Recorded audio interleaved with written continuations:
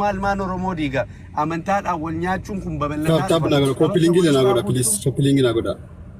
Kabaja walirraa fuuchuun babal'ataa dhufa sii galee ijoollee kana amma fakkeenyaaf ani Oromoo miti an kuulloodha ilma abbaa Jifaar kuulloodhaan ijoollee Jimmaati haa ta'u malee waan Oromoo godhee 7-8 tarreessuu hin danda'a waan baay'ee tarreessuu hin danda'a kan jiraa garuu tokko ragaadhaan naaf fiduu hin dandeessu kan jira maqaa Oromootiin kiyya asirratti siifin maagaa mucaan isheen Solanesh jedhamtu suni Solanesh jedhamtu suni viidiyoo hojjetee maal jedha beektaa ati Oromoodhaaf beekaa mee Oromoodhaaf maal gootee siyyuu ganniitu si fide gannii dhageessa viidiyoo sana agartee ganniitu si fide TikTok irra ganniitu na fide Ameerikaa ganniitu na fide baga na fide ganniin miidiyaa irra na fiduu fakkeenyaa fi akkan xiqqoo followeera argadhee na fiduun si anaa fi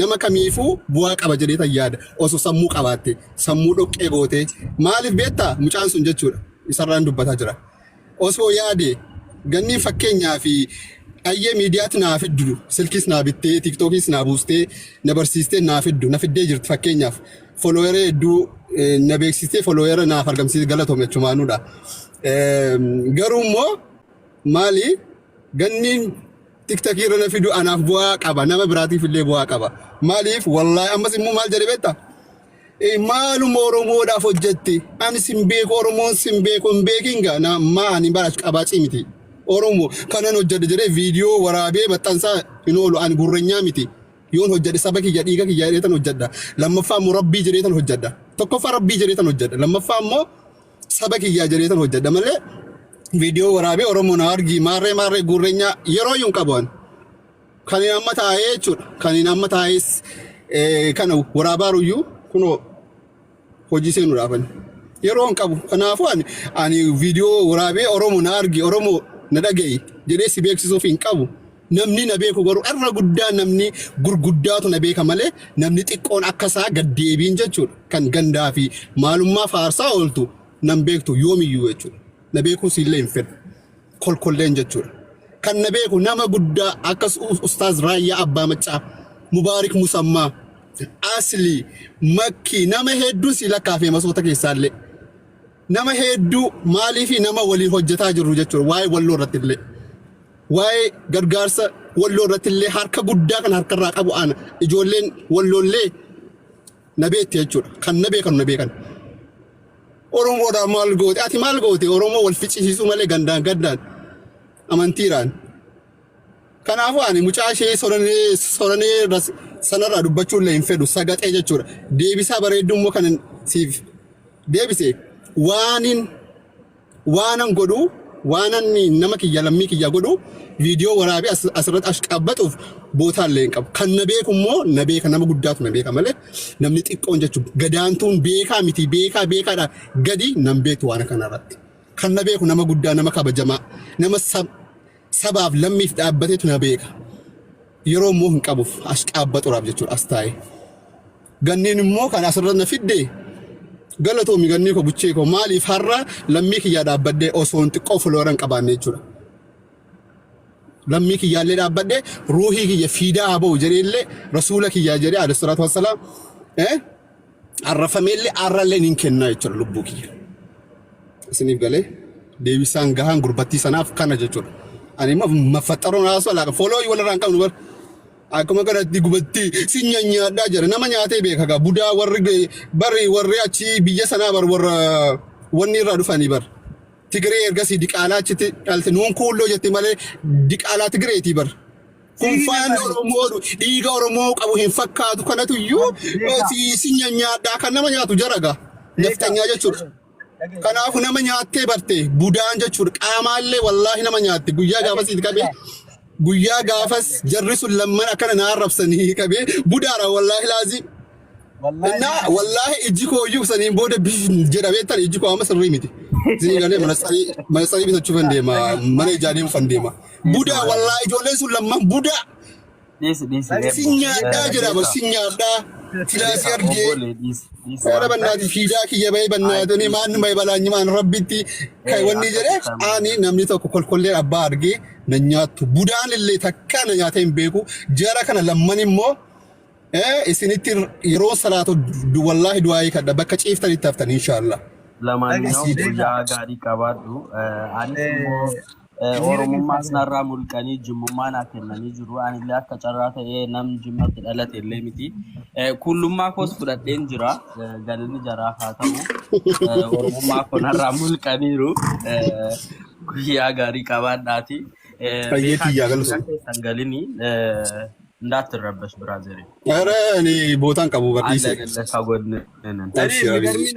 ዋን ሲያጃይቡ ጀቹዳ ቤካ ወላሂ ኑቲ ቤታ ጫሳ ባየ ቀምናቺ ናኖ ጀሪ ጠለተን ኬሳ ጀቹ ነመን ቤከኑ ቤታ ጀሪ ጫጫሊሰኒ ዱበዱበት ማለ አፈከኛ ፊ ጆሌ ወራነ ከተ ጅርቱስ ጆሌ ወራነ ይጃርቱስ ጆሌ ማሊስ እንደ ጀራዲኑ ወልቁ ቁባ ወልቀምና ጀቹ የሮ ተኮ ላይቢረ ታዬ ሙጨዮ ወይ አረብሲቲኒ ቤታ ኮመንቲዳን Amman immaayee kee maatii kee fuusisee birrii 500 kaffaltee baastaa ምናምን jedheetti zaata beektaa.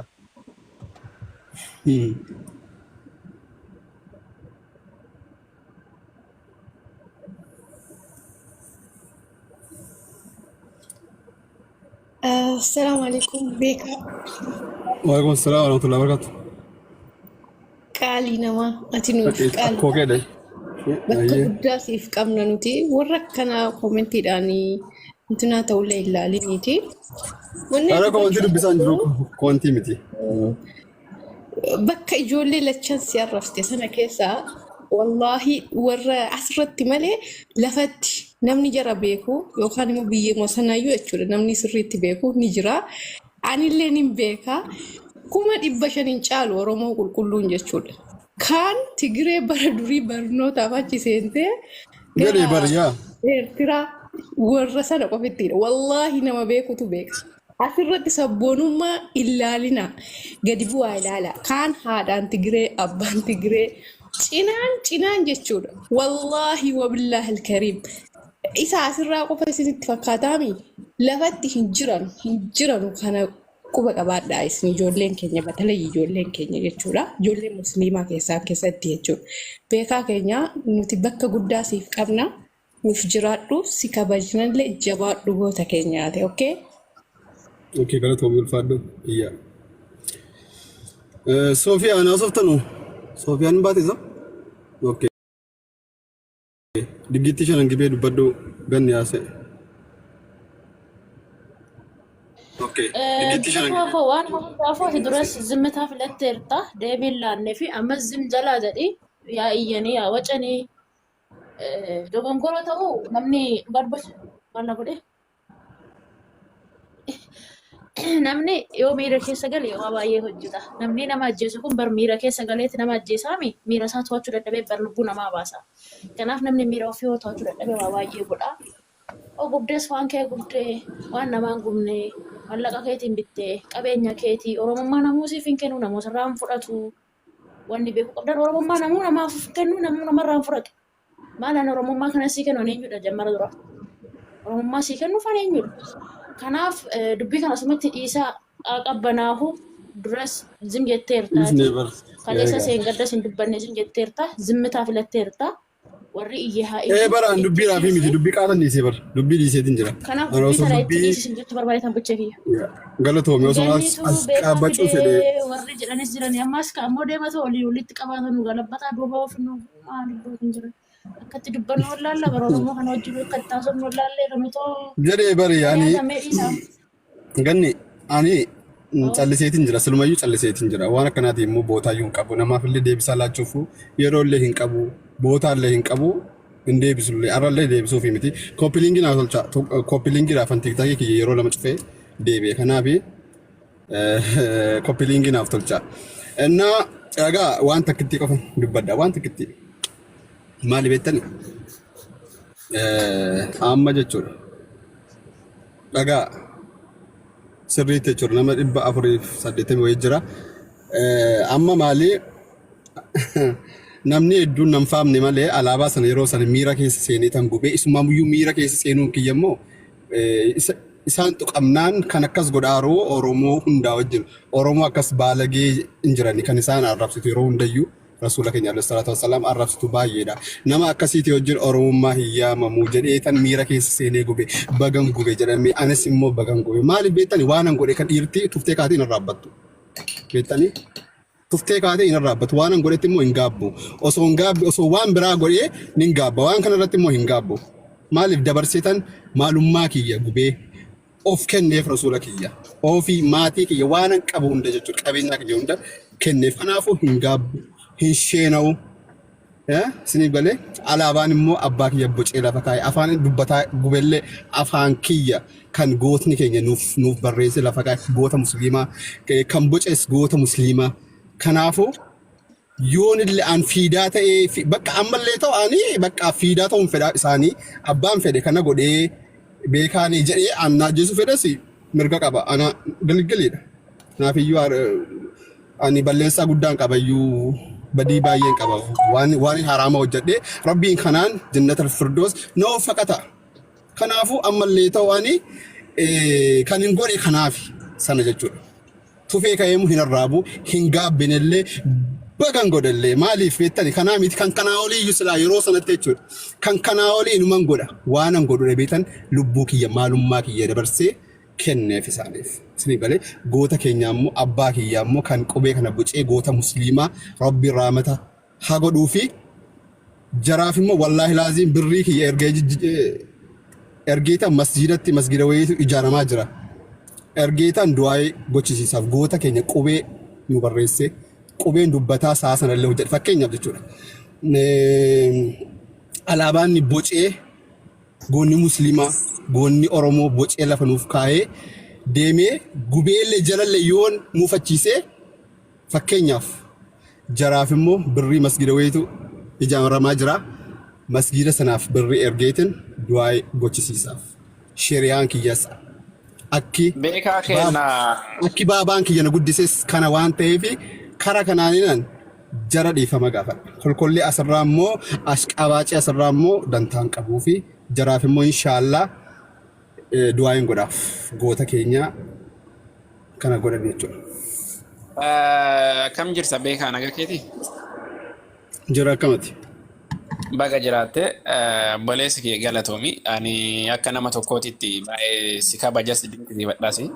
Namni yeroo aare, yeroo rifate, yeroo waan tokko osoo hin beekin galtee wayiitti galte kanaa oluu dalagaa.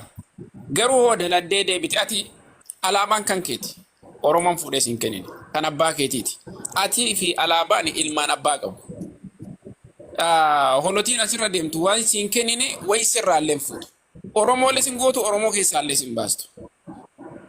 Namni yeroo sanitti waan godhu dhabee yeroo namni gabbayee amantaan si dhufu amantaa irraa wanni caalu hin jiru. Amantaan caalu amantaa irraa wanni si caalu hin jiru. Alaabaa mallaqa keetiin alaabaa abbaan kee bocee birrii teetiin bitatte. Yeroo aartetti rifatte namni yeroo rifatetti kanaa ol lubbuu namaatu balleessa bara. Waan deebi'uu hin dandeenye. Alaabaa dammoo hafte. Baddee miti garuu hoo akkas gochi sun gaariidha jennee olaallee rifannootaa fi malee osoo beekaa akka duriyyee biraatitti ka fuutee yookiin miira biraatiif ka gubduuti akka nama tokkootitti sitti aarra. Dhimma ijaan sitti dhufe. Ijji osoo bakki biraa dhayamaa jiraate fuura ija keessaa san of keessaa waan ija dura ija waraane san yookiin ija keessa jiru baafti malee waan biraa laaluu hin dandeettu. Qaama kan kee keessa. Kan ija keessaati. Ija santuu kan ija keessa seene santuu amantaadha. Kan achiin si dhufe santu dhimma lubbuuti. Sirriidha.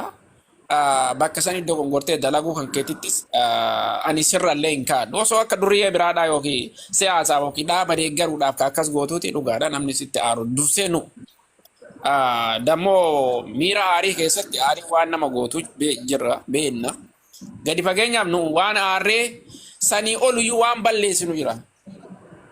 Haa ta'u garuu alhamdulillah obboleessa kee qaalii sillee hin komadhu gaarii daladdelle siin jedhu miira aariiti waan ta'eef kan akkasiiti dammoo baalagee fi hoolotii asirra deemte waa haasoftuuf beeka. Namni siin arguun se'in nama gurguddaa si arga nama yaada qabu si arga. Jabaa akkuma kaleessa jabaa taatee waliin beennu se'in wal beenna si beenna hayyuudhaa si eega si beeka hoolotaadha deebiin deemsa.